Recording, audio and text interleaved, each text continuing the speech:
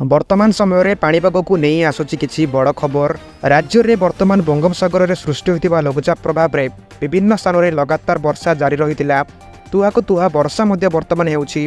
भुवनेश्वर आंचलिक पाणीपाग विज्ञान केन्द्र सूचना अनुसार आसंता 4 दिन पर्यंत राज्य में वर्षा जारी रहिबो। केतेक स्थान में घड़घड़ी सहित पुणी वर्षा हेबार संभावना रही। पुणी एक सक्रिय होउछि लघुचाप। राज्य को प्रभाव करिपारे आउ एक लघुचाप क्षेत्र जार कि प्रभाव में आसंता 13 तारिख रु बढ़िबो वर्षार परिमाण। तेबे एहाकु नै कोन रहिछि बड़ खबर चलंतु देखिबा।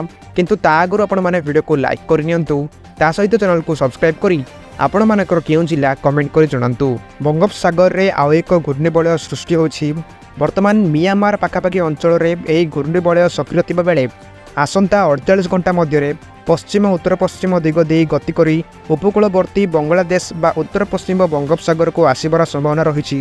यार प्रभाव में राज्य में प्रबल वर्षा संभावना रही नहीं पाणीपाग विभाग पूर्वानुमान करिछि। विशेष भाव 13 और 14 तारिख में प्रबल वर्षा होबार संभावना रही।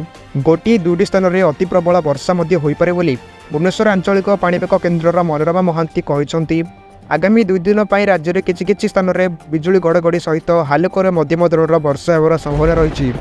आसंता 24 घंटे बिजुली घड़घड़ी सहित वर्षा संभावना को नहीं पाणीपाग केन्द्र पक्षर सतर्क सूचना जारी कराଯାଇଛି। बालेश्वर, भद्रक, जाजपुर, केन्द्रापड़ा, कटक, जगतसिंहपुर, मयूरभंज, केन्दुझर, सुंदरगढ़, देवगढ़, संबलपुर और झारसुगुड़ा येलो वार्निंग जारी करिछि पाणीपाग विभाग। एबडे आसंता काली ओडिशा रे बिजुली घड़घड़ी सहित वर्षा सह हेबा नहीं 14 जिला को पाणीपाग विभाग पक्षर येलो वार्निंग जारी रही।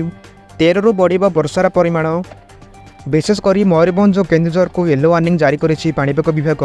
पर 15 तारिख बेलू वर्षा कमिबो बोली पूर्वानुमान करिछि पाणीपाग विभाग।